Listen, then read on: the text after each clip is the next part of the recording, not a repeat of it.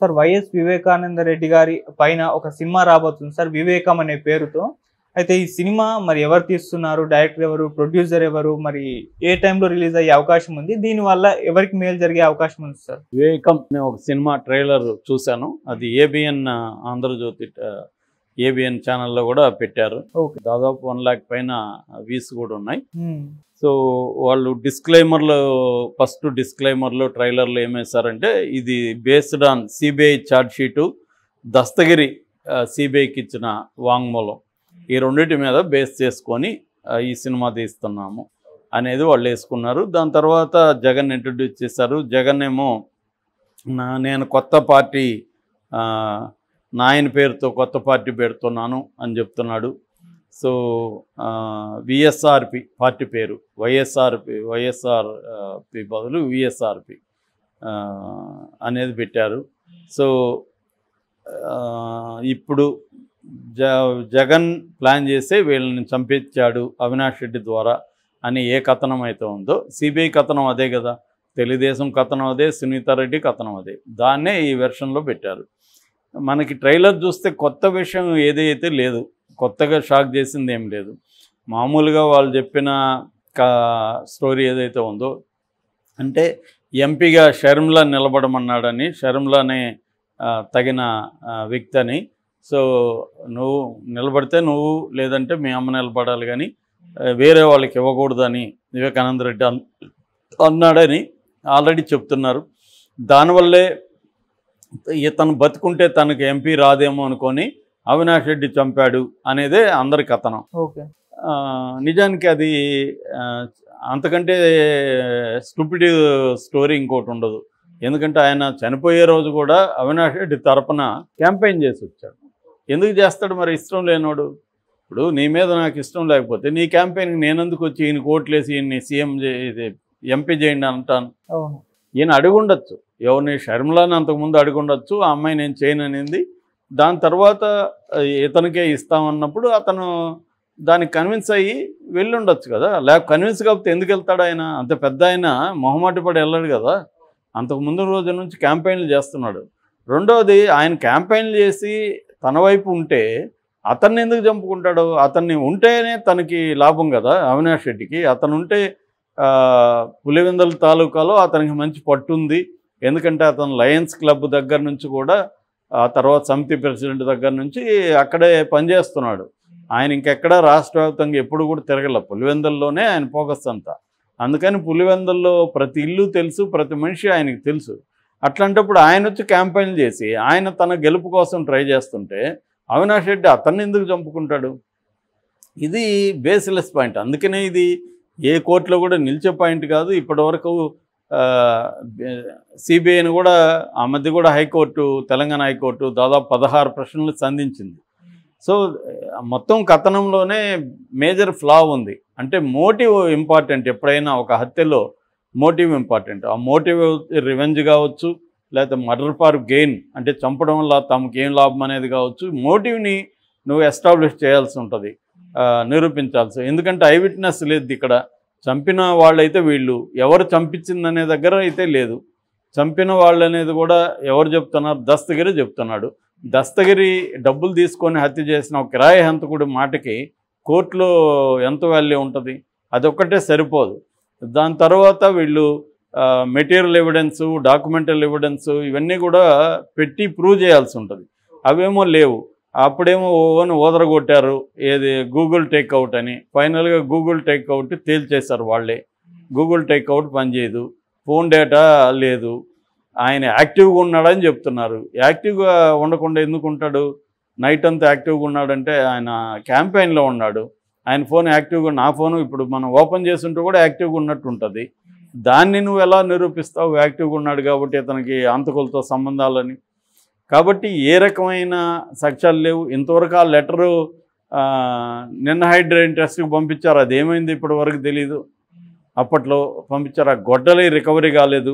మరి వీడే చంపినాడు, వీడే అప్రూవర్గా మారితే వాడికి తెలుసు కదా గొడ్డలు ఎక్కడ పెట్టాడో దస్తగిరికి. వాడు ఎందుకు చెప్పట్లేదు తెలీదు. సో ఈ మొత్తం కథనంలో ఈ సిబిఐ తీసుకొచ్చిన కథనం, దాన్ని బేస్ చేసుకొని వివేకం అనే తీసే కథనంలో ఎక్కడ కూడా కన్విన్సింగ్ స్టోరీ లేదు. ఓకే. ఇదే పైగా వీళ్ళు ఈ ట్రైలర్లో ఉన్నదైతే ఎవరికి తెలియని యాంగిల్ ఏమి చెప్పలే వీళ్ళు. ఆల్రెడీ వందల సార్లు టీవీల్లో, యూట్యూబ్ ఛానల్లో, పేపర్లలో వచ్చిన కథనం, దస్తగిరి అనేక సార్లు ప్రెస్ మీట్ పెట్టి చెప్పిన కథనం ఇదే వచ్చింది తప్ప, సునీత చెప్పిన కథనం ఇవే వచ్చాయి తప్ప ఇంకేమీ కొత్త పాయింట్ అయితే ట్రైలర్లో లేదు. మరి సినిమాలో ఏమైనా ఉంటుందేమో తెలియదు మనకి. తర్వాత ఇంకొక విచిత్రమైన విషయం ఏమంటే, ఎవడు సినిమా తీసినా, షార్ట్ ఫిల్మ్ తీసినా డైరెక్టర్ ఎవరు, ప్రొడ్యూసర్ ఎవరు అనే పేర్లు ఉంటాయా? అవును. దీంట్లో అసలు ఎవడి పేర్లు. ఇదో విచిత్రం. ఎవడు తీస్తున్నాడు ఈ సినిమా? అంత ధైర్యం లేదా వీళ్ళకి? అర్థం కాలేదు. ధైర్యం ఉంటే సినిమా డైరెక్టర్ పేరు వేయాలి కదా, ప్రొడ్యూసర్ పేరు వేయాలి కదా, ఎందుకు వేయట్లేదు? అంత భయపడుతున్నారా? సో కొంతమంది ఏమంటున్నారంటే అసలు దీనికి దస్తగిరి ప్రొడ్యూసరు, దస్తగిరి డైరెక్టరు, దస్తగిరి పేరు వేసుకుంటే భయపడి వాడు పేరు వేసుకోలేదు, అందుకని దస్తగిరి వాంగ్మూలం ఆధారంగానే పెట్టారు టైటిల్. దస్తగిరి అనే పేరు తప్ప దీంట్లో ఇంకే పేరు లేదు కాబట్టి దీన్ని దస్తగిరి తీస్తున్నాడు ఈ సినిమాని, దస్తగిరికి తెలుగుదేశం వాళ్ళు ఫండ్ ఇస్తున్నారు అన్న అభిప్రాయం కూడా కామెంట్లలో చూశాను నేను. ఓకే. సో క్లియర్గా అదైతే దస్తగిరి తీసాడు లేదు, ఎవడు తీసాడు లేదు మనకు తెలియదు. ఎలా చెప్తాము దస్తగిరి తీసాడని? పేరు అయితే దస్తగిరి ఉంది, డైరెక్టర్ పేరు, ప్రొడ్యూసర్ పేరు, ప్రొడక్షన్ హౌసు, దీనికి కెమెరా ఎవరు, మ్యూజిక్ ఎవరు, ఏదీ లేదు. మరి ఏదీ లేకుండా ఒక ట్రైలర్ని ఎలా రిలీజ్ చేస్తారో నాకు తెలియదు. పోనీ సినిమా థియేటర్కి రాబోతుందా? అది కూడా రాదు. సినిమా ఎక్కడంటే viveca-biopic.com అనే సైటు, ఆ సైట్కి కూడా వెళ్ళి చూశాను నేను. ఆ సైట్లో కూడా ఏమీ లేదు. ఓన్లీ 100 రూపాయలు కట్టి ఈ సినిమా చూడండి, 22వ తేదీ రిలీజ్ అవ్వబోతుంది అనే డీటెయిల్స్ తప్ప ట్రైలర్ పెట్టారు అంతే. ఆ సైట్లో ఇంక వేరే ఏమీ లేదు అసలు. అంత సింపుల్ సైట్ అది. అంటే ఓన్లీ సినిమా చూడడం కోసం 100 రూపాయలు అక్కడ క్లిక్ చేస్తే 100 రూపాయలు కడితే 22వ తేదీ నుంచి సినిమా చూడవచ్చు. మరి సినిమాలన్నా డైరెక్టర్ పేరు, ప్రొడ్యూసర్ పేరు ఇస్తారా? అక్కడ ఇచ్చేటైతే మరి ట్రైలర్లు ఇచ్చి ఉండాలి కదా. ఇవన్నీ డౌట్స్ ఉన్నాయి. అంటే దస్తగిరి తీసాడా దీన్ని, తెలుగుదేశం దస్తగిరి దగ్గర తీయించిందా అనేది కూడా తెలియదు. ఎందుకంటే వాడు చెప్పిన కథనం మీదే సిబిఐ ఆధారపడి ఇది చేసింది. మిగతా ఎవరు కూడా వాళ్ళు చెప్పట్లేదు, చెప్పినట్టుగా లేదు, వాంగ్మూలాలు వాళ్ళవి లేవు. సో ఇందులో కూడా ఈ ట్రైలర్లో కూడా వీళ్ళ వ్యవహారాలే ఉంది.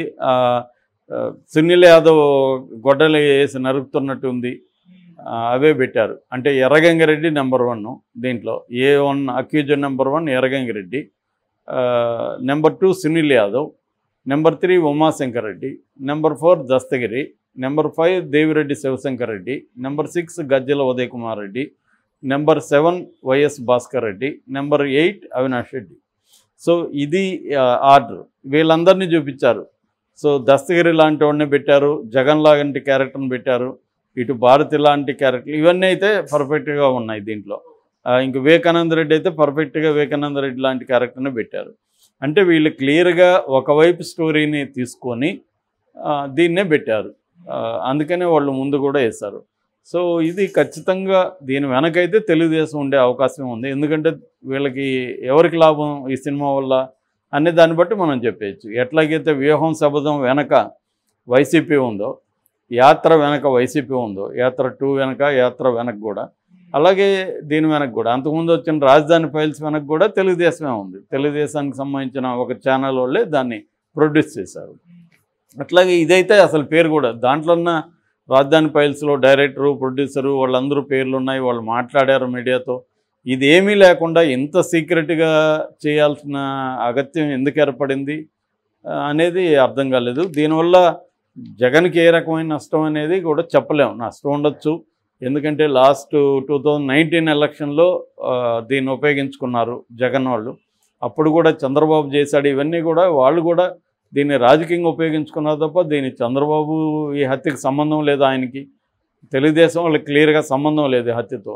అది తెలిసి కూడా జగన్ అప్పుడు చంద్రబాబు మీద నేరం మోపి నారాసుర రక్త చరిత్రను బుక్ చేసి జగన్ కూడా క్లియర్గా రాజకీయాలు చేశాడు. ఈ హత్యని రాజకీయంగా ఉపయోగించుకున్నాడు. అప్పుడు సునీత రెడ్డి కూడా జగన్కు ఉపయోగపడింది. ఓకే.